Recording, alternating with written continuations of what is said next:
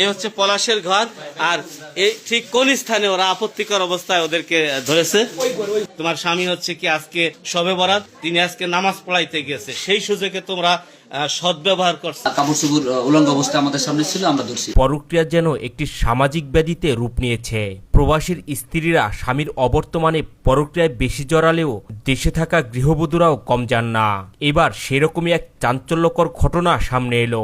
পবিত্র শবে বরাতের রাতে সবাই যখন ইবাদত বন্দিগিতে ব্যস্ত, ঠিক সেই সুযোগে এই গৃহবধূ তার পরক্রিয়া প্রেমিককে বাসায় ডাকেন নিজের শারীরিক চাহিদা মেটানোর জন্য।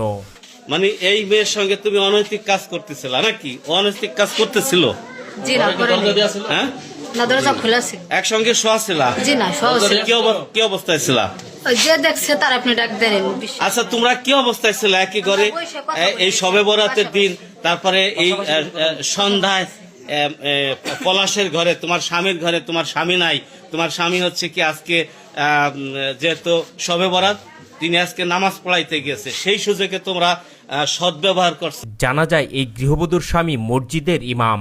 শবে বরাতের রাতে মুসল্লিদের নামাজ পড়ানোর জন্য স্বামী যখন ব্যস্ত, ঠিক সেই সময়ে ফাঁকা বাসায় পরক্রিয়া প্রেমিককে ডাকেন 3 সন্তানের এই জননী।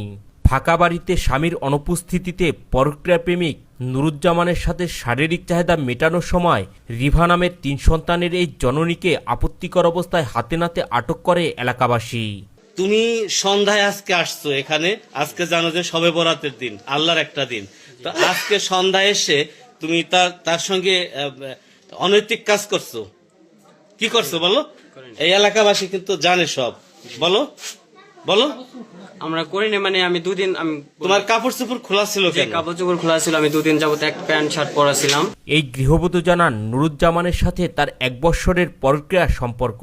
মোবাইল ফোনে কথা বলতে বলতে পরক্রিয়ায় জড়ান তারা। এই সম্পর্কের মাঝে একাধিকবার দৈহিক সম্পর্ক হয় বলে জানান তিনি। কতদিন ধরে ওনার সাথে সম্পর্ক তোমার? কথা বলি 1 বছর যাবত। 1 বছর যাবত। এই কতদিন সম্পর্ক বলো? 1 বছর। 1 বছর। এর ভিতরে কতদিন তুমি ওর কাছে ছিলা? দিন আসছে, এর আগে একদিন আর আজকে একদিন। দুদিন। কয়দিন? মানে একদিন আগে আমি আসছিলাম, পরে আমারে বলছিল। আচ্ছা, আসছিলাম সেটা না, তুমি এই মেয়ে বলছে 2 দিন আসছো, তুমি 2 দিন আসছো?